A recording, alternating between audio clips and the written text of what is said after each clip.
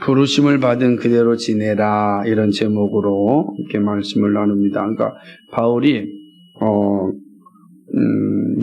6장 마지막 절부터 시작해서 7장 전반부까지는 결혼과 이혼에 대한 이야기를 하다가 갑자기 오늘 7절에 와서 전혀 다른 이야기를 하는 것을 봅니다.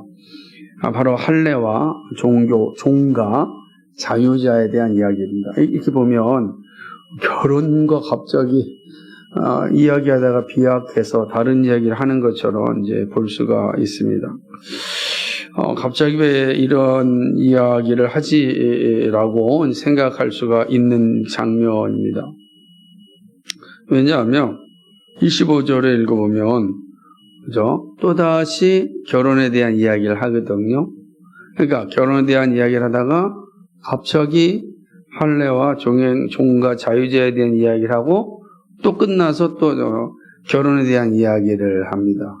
그렇기 때문에 왜 갑자기 이 중간 이야기를 이야기하였을까 이렇게 생각할 수가 있는 것입니다. 하지만 이제 바울이 이야기하는 것은 사실은 동떨어진 이야기는 또 아닙니다. 오히려 바울이 지금 말하고자 하는 것을 더 강조하고자 이 말씀을 하고 있음을 이제 볼 수가 있습니다.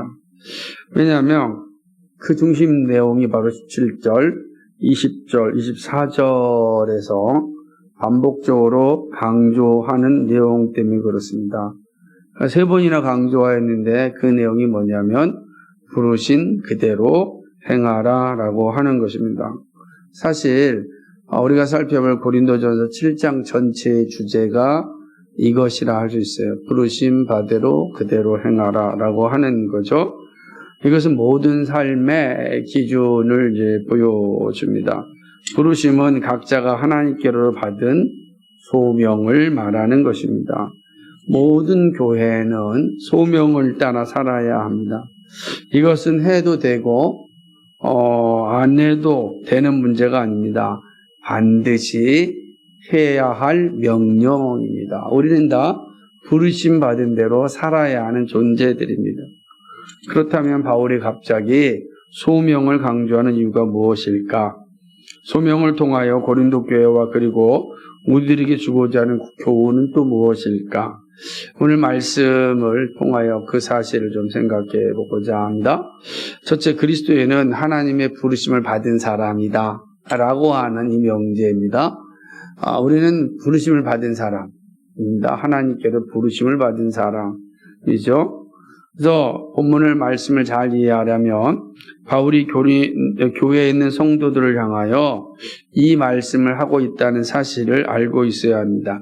그러니까 교회 밖에 있는 사람들을 향하여 하는 말씀이 아니라 교회 안에 있는 사람들, 즉 우리들을 향하여 하는 말씀입니다. 하나님의 부르심을 받은 사람, 성도라. 그리스도인은 어떤 사람입니까? 하나님의 부르심을 받은 사람, 이 이야기 하는 것입니다. 이것은 매우 중요한 사실입니다. 왜냐하면 성도는 이 땅에서 의미 없이 살아서는 안 되는 존재이기 때문에 그렇습니다. 의미 없이 살 수도 없습니다. 왜냐하면 우리는 부름받은 사람이기 때문에 그런 것입니다. 그래서 우리가 성도로 부름받았는데 의미 없이 산다라고 하는 것은 그것은 하나님 앞에 불충을 행하는 거야. 그래서 죄 이전에 불충이에요. 그 다음에 죄 짓는 자를 가게 된단 말이에요. 그래서 우리는 의미 없이 사는 존재가 아니다. 우리의 시간들은 의미 없이 사용되어서는 안 된다라고 하는 사실입니다. 그리스도인은 하나님으로부터 소명을 받은 사람입니다. 그래서 우연히 살거나 그냥 살거나 하는 사람들이 아닙니다. 하나님께서 우리를 부르셨다라고 한다면 질서의 하나님이시기 때문에 분명 우리에게 합당한 이유가 있다는 사실을 우리가 알 수가 있는 것입니다. 하나님 질서의 하나님이라는 사실은 우리는 천지창조를 통해서도 잘 알고 있습니다. 그러니까 이 세상에 존재하는 것 가운데 단 하나라도 아무 의미 없이 존재하지 않습니다.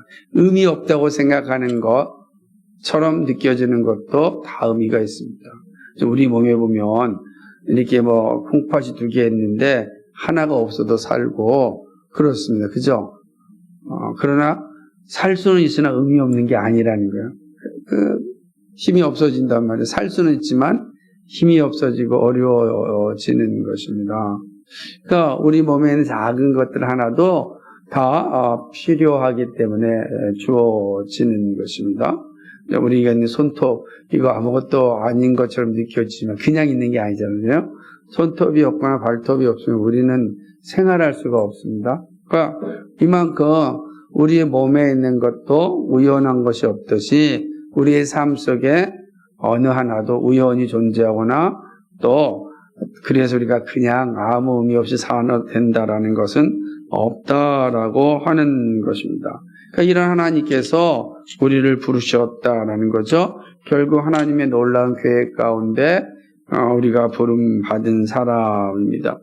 이 부름받은 첫사람 아담으로부터 시작되었고 그리고 그에게 창조 명령을 주셨습니다. 그러니까 아담을 부르신 이유가 뭐예요? 창조 명령을 주시기 위해서 부르셨다. 그냥 아담을 부르신 게 아니에요. 창조 명령을 주시기 위해서 부르셨고 그는 창조 명령을 감당해야 되는데 경륜을 이행하지 않았잖아요.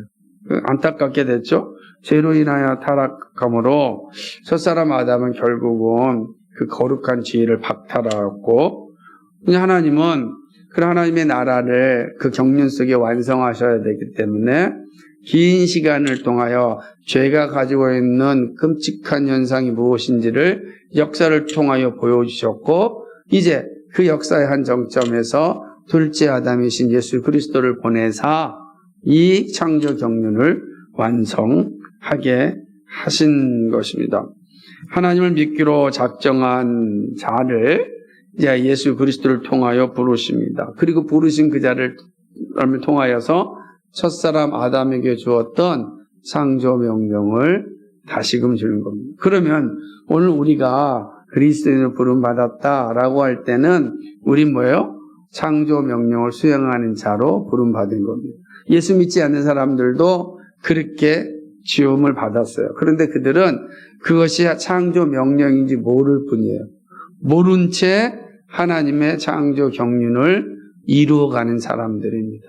우리는 그리스도인을 알고 그 일을 감당하는 사람이고 예수님을 믿지 않는 사람들은 모른 채 하나님의 일을 경륜을 이루어간다라고 할 수 있습니다. 그래서 이 모든 게 합력하여 하나가 되게 하는 것입니다. 그래서 우리는 바로 이 경륜을 이루시기 위하여 우리가 불렀다. 부를 때 어떻게 불렀습니까? 어떤 조건 때문에 불렀습니까? 아니라는 거예요.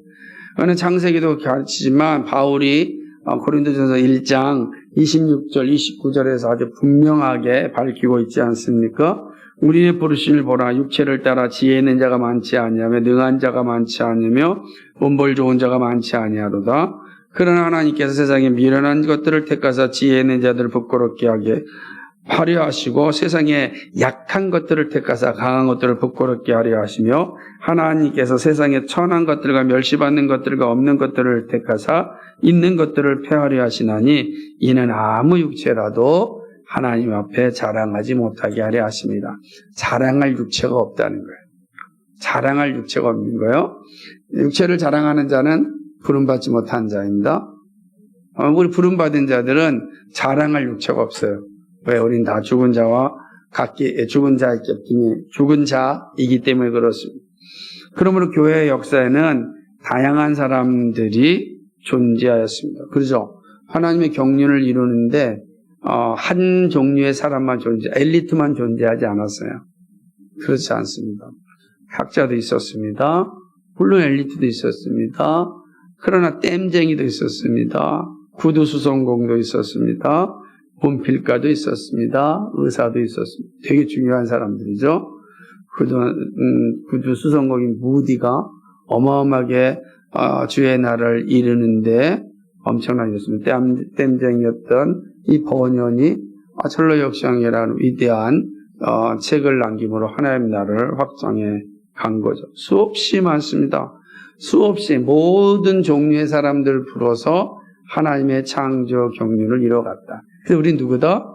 부름받은 사람이다 라고 하는 거예요. 그래서 그리스도인 어떤 사람이냐라고 할 때 바로 부름받은 사람, 하나님께서 불러주신 사람이다 라는 거예요. 이게 바울이 7장 17절, 20절, 24절에서 하나님의 부르신 그대로 행하라는 강조 속에서 강조하는 겁니다. 두 번째는 그리스도인은 부르심에 합당한 삶, 즉 소명의식으로 사는 사람입니다. 우리는 하나님의 부르신 사람이라는 게 명확합니다. 그렇기 때문에 그리스도인은 어떤 사람입니까? 소명의식으로 살아가는 사람이다라고 하는 것입니다. 부르심에 합당한 삶을 사는 것, 그것이 바로 그리스도인들의 책임입니다. 하나님이 각 사람을 부르신 그대로 행하라고 강조합니다. 무슨 말인가? 부르심 받은 대로 살라는 것입니다. 이 말은 그리스도인에게 중요한 것은 외적인 조건이 중요한 것이 아니라 부르심 받은, 그러니까 소명이 중요하다. 내가 지금 하나님께 부름 받았다라는 사실이 중요하다라고 하는 것입니다. 바울은 그 사실을 말하고자 두 가지 예를 드는데, 하나는 할례의 문제고 또 하나는 자유의 문제를 듭니다. 이게 재미있는 표현이에요. 자, 바울은 18절 19절에서 할례의 문제를 말합니다. 할례자로 부르심을 받은 자가 있느냐? 무할례자가 되지 말며, 무할례자로 부르심을 받은 자가 있느냐? 할례를 받지 말라. 할례 받는 것도 아무것도 아니요 할례 받지 아니한 것도 아무것도 아니로되 오직 하나님의 계명을 지킬 따름이니라 말씀하고 있습니다. 자, 할례자로 부름받았다는 것은 유대인으로서 그리스도인이 되었다는 것입니다. 무할례자로 부르심을 받았다는 것은 이방인으로서 그리스도인이 되었다는 의미입니다. 근데 할례의 문제는 초대교회에서 늘 문제가 되었던 그런 일입니다. 왜냐하면 유대인들 입장은 그 오랜 시간 동안 자신들의 신앙을 지켜올 수 있었던 외적인 표시 가운데 하나가 할례였습니다. 그리고 구약 성경에서 할례 받지 않아서 하나님께 징벌받은 일들이 수두룩하죠. 그러지 않습니까? 우리 야곱의 사건도 보지 않습니까? 또 마찬가지입니다. 모세도 그렇죠. 그러니까 할례라고 하는 건 되게 중요한 음식입니다. 그러니까 유대인에게 있어서는 이건 너무너무 중요하죠. 아브라함도 이삭을 낳은 지 8일 만에 할례 드리잖아요. 되게 중요한 거예요. 그런데 예수님의 말씀을 전하는 사도들이 이제 이방인들에게 와서 복음을 전할 때 이거는 할례는 유대인들에게만 하는 거니까 여러분은 하지 않아도 됩니다 라고 가르친 겁니다. 이게 엄청 충격이 된 거죠. 그러니까 여기 충돌이라는 거예요. 유대인들 입장에서 아니 뭐 그게 나쁜 것도 아닌데 그래서 하면 더 좋지 않느냐, 우리처럼 이왕이면 다홍치마 아니냐 라고 하는 것입니다. 우리는 아마 그 비슷하게 된 게 아마 새벽 예배 같은 겁니다. 새벽 예배는 해도 되고 안 해도 되는 문제잖아요. 새벽에 성경이 있지 않거죠. 한국교만 있으니까. 그런데 불구하고 하면 더 좋죠. 하면 좋을 수 있는 거예요. 하지만 자유의 문제란 말이에요. 자유의 문제입니다. 마찬가지 할례의 문제도 이런 것들이 있다라고 하는 거죠. 유대인으로서 그리스도인 이들 가운데 할례의 흔적을 없애려고 하는 사람들이 있었습니다. 그 무할례자가 되지 말라는 거예요. 이게 이미 할례 받고 그리스도인 됐으면 이제 그렇게 살아라. 뭘 또다시 무할례자가 되려고 하느냐. 그럴 필요가 없다는 거예요. 또한 이방인으로서 그리스도인 된 사람에게 유대인들처럼 할례 받으면 뭔가 신앙의 결단도 있는 것 같고 내가 좀 더 하나님과 친밀해지는 것 같지 않느냐라고 생각하면서 하지 말라. 그렇게 하지 말라. 이렇게 이야기하는 것입니다. 그리스도인에게 중요한 것은 외적인 조건이 아니다 하는 거예요. 외적인 표시가 중요한 것이 아니라 그리스도인이 감당해야 될 것은 하나님의 계명을 따르는 것이다. 그렇죠? 말씀으로 주는 계명을 실천하는 것이 중요하지 할례라고 하는 외적인 조건은 아무 의미가 없다라는 사실입니다. 그러니까 사람들은 종종 또 외적인 조건에 자신의 신앙의 모습을 자랑합니다. 사실 그건 크게 의미가 없습니다. 내가 금식 기도를 40일 했다는지 나는 100일 동안 금식 기도를 했다든지, 금식 기도 철야 기도를 했다든지, 이런 식으로 자기를 드러내는 거죠. 되게 멋있잖아요. 나는 성경을 500독 했다. 조심해야 될 사람이죠. 그러니까 막 이런 겁니다. 그러니까 그런 외적인 조건을 통해서 자신의 신앙을 드러내리는 거, 그건 마치 이 할례와 같다라고 하는 겁니다. 그러지 말라라고 하는 거예요. 왜냐하면 하나님이 정말 우리에게 중요시 여기는 거는 받은 바 말씀대로 사는 삶이에요. 작은 영역에서라도 내가 그 말씀대로 막 살려고 몸부림치는 게 중요하다는 거예요. 그게 중요한 거예요. 여러분, 새벽 예배 열심히 하는 게 중요하지만 그렇게 해놓고서 말씀 따라 살지 아니하면 무슨 의미가 있겠어요? 그러니까 우리는 정말 말씀을 따라 살아가는 게 중요하다라고 하는 겁니다. 이게 바로 바울이 얘기하는 거죠. 바울은 이제 두 번째 예를 드는데 논란이 될 만한 예인데 그것은 종과 자유자의 문제입니다. 21절을 보면 종으로 있을 때 부르심을 받았다면 염려하지 말라고 말합니다. 그렇잖아요. 종이었는데 그리스도인이 됐어요. 그럼 어떻게 해야 되겠습니까? 종으로 있다가 이건 마음대로 자유자가 될 수 없잖아요. 여전히 종인데 그리스도인입니다. 바울은 얘기하면 염려하지 말라. 그러나 혹 네가 자유롭게 될 수 있거든. 그거는 종의 자리에서 이제는 떠나라라고 이야기합니다. 이것은 사회적 신분에 대한 비유입니다. 하나님의 부르심에 있어서 신분의 상황에 적용하는 것입니다. 어떤 의미냐면 칼빈 목사님이 이렇게 이야기를 하는데 아주 재밌는 표현인 것 같습니다. 마치 너희들의 노예 신분이 그리스도인 되기에 적합하지 못한 것처럼 어떻게 하여야 이 노예 멍에를 벗어버릴까? 노심초사하지 말고 너희 마음을 평안히 하라. 다시 말하면 종의 신분의 위치에 머물러 있으라는 것입니다. 그 위치에서 부르심을 받은 자의 삶을 살라는 것입니다. 종의 위치에서 그리스도인이 되었다고 자유자가 되려고 혁명을 일으켜야 한다는 염려를 가지지 말라는 의미입니다. 중요한 것은 부르심을 받았다는 그 자체가 중요하다는 것입니다. 즉 사회적 신분이 부르심을 받은 것에 비하면 아무것도 아니라는 의미입니다. 이해가 되시겠어요? 그러니까 내가 성경에 보게 되면 다 우리는 종이나 자유자나 하나라 그랬단 말이에요. 근데 내가 종이 있을 때는 예수 믿지 않고 종으로 살 때는 그걸 당연히 여겼는데 내가 예수 믿고 나니까 이건 합당하지 않는 거예요.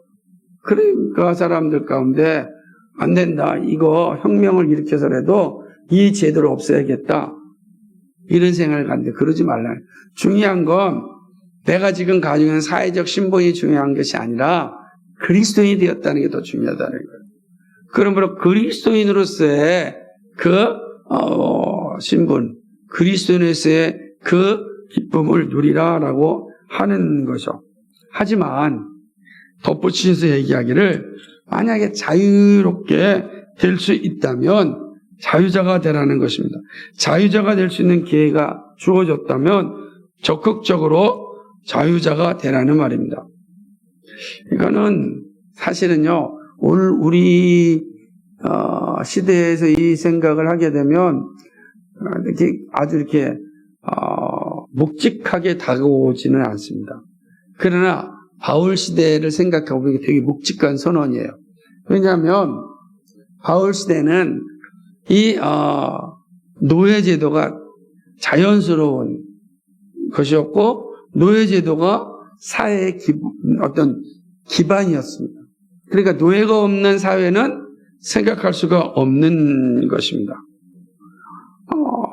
그런데 바울이 이 말을 하는 것은 노예 제도를 긍정하지 않는 제도입니다.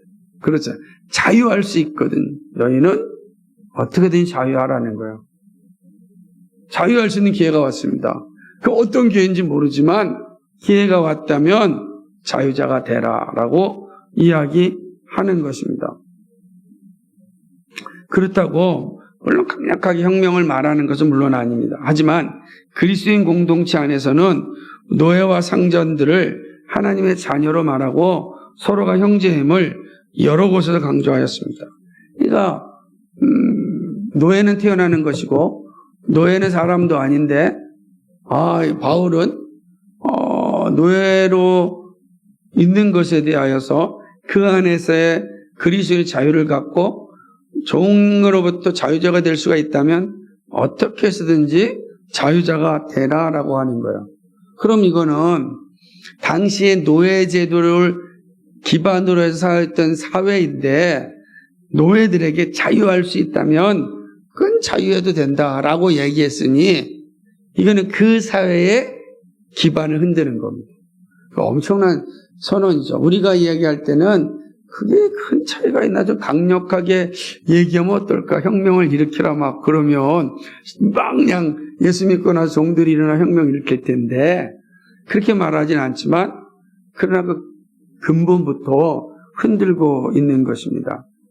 왜냐하면 22절에서 이렇게 이야기합니다. 주 안에서 부르심을 받은 자는 종이라도 주께 속한 자유자요. 자유자입니다. 노예지만 너희는 주님 안에서 자유자라입니다. 또 이와 같이 자유자로 있을 때 부르심을 받은 자는 그리스도의 종이라는 거예요. 그러니까 상전들에게 뭐라고 하면 너희가 그리스도인이 되었다면 너는 그리스도의 노예라 이렇게 얘기하는 거예요. 둘로스라면 노예라. 그럼 어떻게 되는 겁니까? 자 보세요. 노예로 있던 자에게도 그리스도인이 되었다면 너는 자유자다 이렇게 선언했습니다.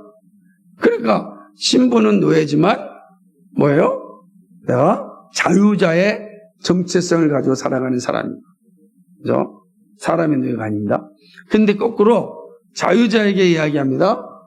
자유자일 때 네가 그리스도인이 되었다면 너는 그리스도의 노예다 라고 이야기하는 거예요. 그러면 노예라는 종이라는 입장에서는 똑같잖아요.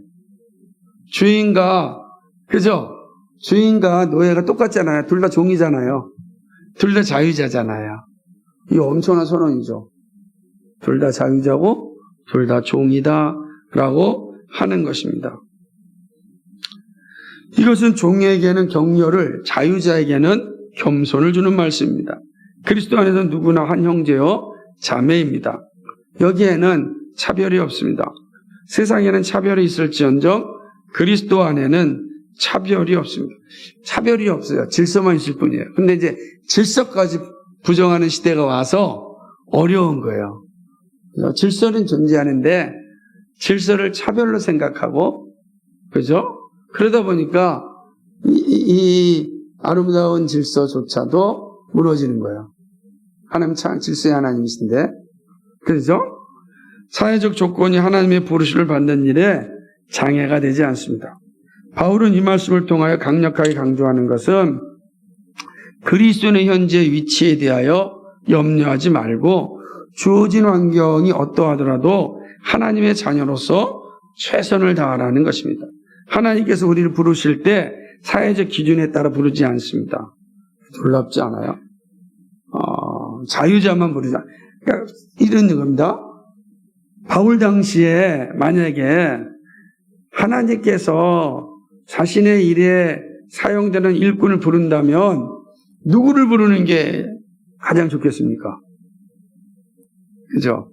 거주의 자유가 있고 이동의 자유가 있고 배움의 자유가 있고 그럼 자유자를 불러야지.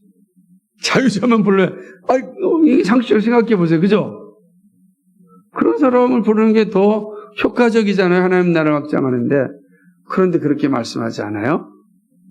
하나님은 자유자나 종이나 아무 관계 없어요. 하나님은 둘 다 부르셨습니다. 다 부르신 거죠. 기준에 따라 부르지 않았다라고 하는 것입니다. 그래서 여기에 바로 그리스도인의 소명의식이 나오는 겁니다. 종교개혁자는 이 말씀에서 그리스도인의 소명의식을 말합니다. 그리스도인은 모두 다 하나님께서 부여하신 소명에 따라 자신의 있는 자리에서 최선을 다하는 사람입니다. 종으로 있을 때 그리스도인을 부름받았다면 그 자리에서 최선을 다해요. 그리스도가 주는 자유를 가지고 종이라고 하는 신분에 억지로 막 인생을 괴로워하고 그렇게 살지 말라. 너는 이미 자유자가 됐다. 하나님이 주시는 놀라운 천국을 선물로 받은 자이다. 그러므로 여기서 자유를 누리라는 거예요. 그러니까 종으로 주어진 역할에서 정말 즐거움으로 최선을 다하라는 겁니다. 그렇죠? 그러다가 자유가 주어졌을 때 자유자로 나가라는 거예요. 그러나 자유자에게 주어질 때는 자유를 가졌으니까 마음껏 하는 것이 아니라 너도 그리스도의 종이라 그리스도의 종된 의식을 가지고 겸손하게 자유자의 역할을 하라는 겁니다. 그러니까 함부로 종을 대하지 말고 그래서 나타나는 게 오네시모로와 빌레몬의 관계가 형성되는 겁니다. 그렇지 않습니까? 오네시모는 종이지만 빌레몬은 주인이지만 둘 다 뭐라 그래요? 형제라고 말하지 않습니다. 형제라고 말했다고 해서 두 사람의 신분이 달라지는 게 아니란 말이에요. 여전히 똑같은데 그리스도 안에 형제가 되는 거예요. 그러니 이제 아래에 있는 사람은 위에 있는 사람을 죽게 하듯 하고 위에 있는 사람도 아래에 있는 사람을 죽게 하듯 하는 거예요. 이게 바로 그리스도인이 누리는 자유입니다. 놀라운 거죠. 여기에 바로 소명의식이 있다라고 하는 것이죠. 그러니까 우리는 이런 의식, 각자의 자리에서 부름받았다는 사실을 가지고 그리스도인은 소명의식으로 살아가는 사람이다. 여러분 있는 자리에 최선을 다하십시오. 그 자리가 어떤 자리든지 간에 신실하게 충성스럽게 죄 짓는 것 외에는 하나님 영적이라는 생각을 가지고 살아가는 겁니다. 이게 중요한 것이죠. 이게 바로 이 말씀 주는 겁니다. 그럼 이제 결혼한 아내와 또 이 남편의 관계도 이 의식 가운데 있어야 되는 거죠. 세 번째는 뭐냐? 그리스도인은 자신의 가치를 존귀하게 여기는 사람입니다. 그리스도인은 하나님께 부름을 받은 사람이죠. 부르심에 합당하게 살아가는 사람입니다. 그래서 그리스도인은 주어진 시간을 헛되게 사용하지 않습니다. 자신의 삶의 환경이나 조건에 따라 절망하거나 좌절하지 않습니다. 그리스도인은요 그렇게 살 수가 없습니다. 왜 그렇습니까? 우리가 하나님의 부르심을 입은 사람들이기 때문에 그렇습니다. 여러분의 주어진 시간을 게으르면 안 됩니다. 최선을 다해야 됩니다. 그래서 어떻게 보면 어떤 분이 쓴 어떤 제목이 이런 거인데 우리 시대의 적은 돈이 아니라 스마트폰입니다 라고 한 말을 썼어요. 그 뭐냐면 돈과 스마트폰 무슨 비교가 잘 안 되는 것 같지 않아요?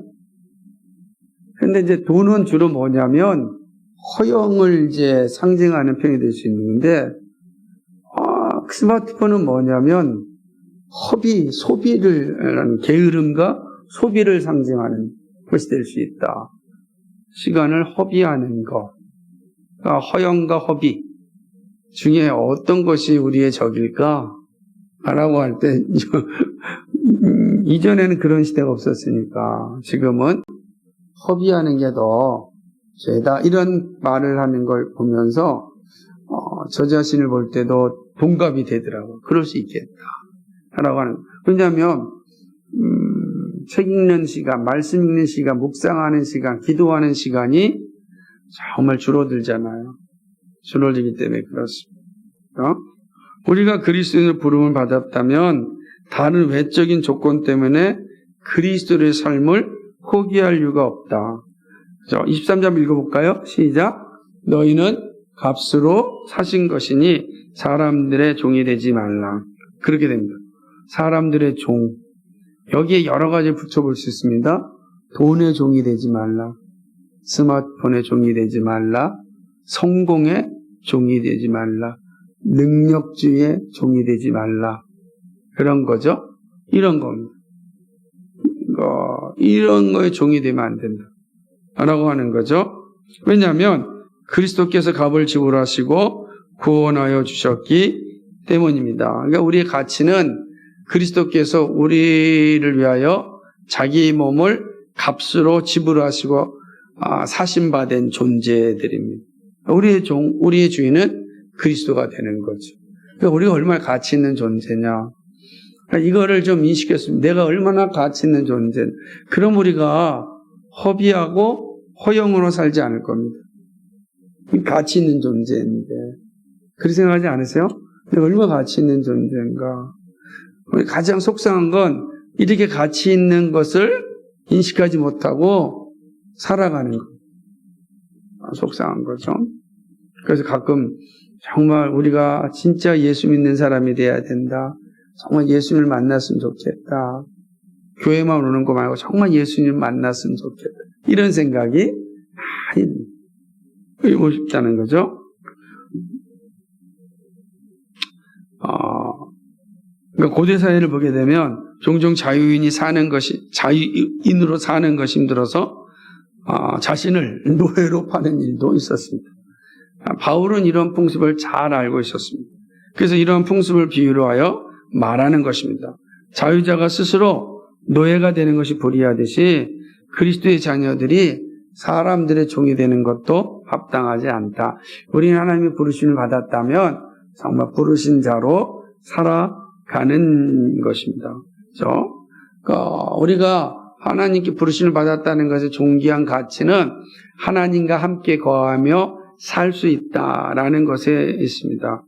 그러니까 여러분의 외적인 조건으로 인하여서 우리가 부끄러워할 필요도 없습니다. 스스로 자기를 비하할 필요도 없습니다. 또 교만할 필요도 없습니다. 우리는 그냥 주님께서 핏값으로 우리를 사신 그냥 존엄하고 존귀하고 가치 있는 존재라는 거, 이 사실을 정말 인식해야 됩니다. 이렇게 부름받은 존재입니다. 그러니까 그거 하나만이라도 우리는 이 세상에서 살아갈 수 있는 힘을 갖는 거예요. 우리는 가치 있다. 이게 그렇게 강조하는데 그게 잘 인식하지 못하니까 뭐가 와요? 여러분, 내가 가치 있다라는 사실이 이게 떨어지면 뭐가 나한테 찾아올까요? 뭐가 찾아올 것 같아요? 우리 생각해 보세요. 우리 윤빈자매가 내가 가치가 없다라는 생각이 들면 뭐가 찾아올 것 같아요? 나에게. 단지 우울함만 찾아오겠어요, 그죠? 네? 허무함, 엄청, 그러니까 당연히 우울함이 오죠. 내가 가치 없으면 얼마나 우울하겠어요, 그죠? 허무해지죠. 근데요, 우울한 거, 허무감과 함께 정말 이게 다 한꺼번에 딱 뭉쳐있는 단어가 하나 있어요. 그게 뭔지, 무기력감입니다. 마치 근육 무력증이라고 하는 질병처럼 모든 게 무기력해지는 거 아니겠어요? 그거 얼마나 삶에 재미가 없죠. 재미가 없는 거예요. 근데 우리 그런 사람이 아닙니다. 우리는 그리스도께서 자기 몸을 값으로 주시고 산 존재다. 그렇습니다. 그래서 종교개혁자들은 우리가 하나님의 부르심을 받은 존재라는 것을 표현할 때 소명의식이라는 단어를 만들어준 거예요. 직업, 소명과 함께 소명의식. 이거 되게 중요한 발견이고 또 선물이었습니다. 이전까지 이런 의미가 없어요. 근데 이제 종교개혁자들이 다시금 이 성경, 바울의 이 가르침을 회복시켜줘서 오늘 우리가 있는 겁니다. 우리는 하나님께 부름받은 사람입니다. 부름에 합당하게 사시길 바랍니다. 우린 가치 있는 존재입니다. 이 가치를 가볍게 버리는 그런 끔찍한 일을 행하지 마시고 가치 있는 삶을 사십시오. 가치 있는 삶. 여러분 부르심 받은 그대로 정말 멋지게 살아갈 수 있기를 주님의 이름으로 간절히 축복합니다. 거룩하신 하나님 감사합니다. 오늘 이렇게 또 하나님 앞에 우리의 모습이 어떤지 돌아볼 수 있는 은혜를 주셔서 감사합니다. 하나님 아버지, 참으로 진리 가운데 서서 살아갈 때 하나님의 부르심, 소명, 하나님의 부르심을 인식하고 부르심에 합당한 삶을 살아가고 살아갈 때 내가 얼마나 가치 있고 존귀한 존재 인식하면서 나에게 주어진 삶 속에서 활력 있고 또 게으르지 않고 부지런하게 충실하게 최선을 다하여 살아갈 수 있도록 인도하여 주옵소서. 우리에게는 절망이란 존재하지 않습니다. 무기력이란 존재하지 않습니다. 이 모두가 사단이 우리로 하여금 힘들게 하고 하나님을 바라보지 못하게 하는 그런 시험입니다. 하나님, 이 시험을 이겨낼 수 있도록 도와주옵소서. 주님 도와주셔서 거뜬히 주를 위하여 살아가는 삶이 되게 하여 주옵소서. 감사합니다. 예수님 이름으로 기도하였습니다. 아멘.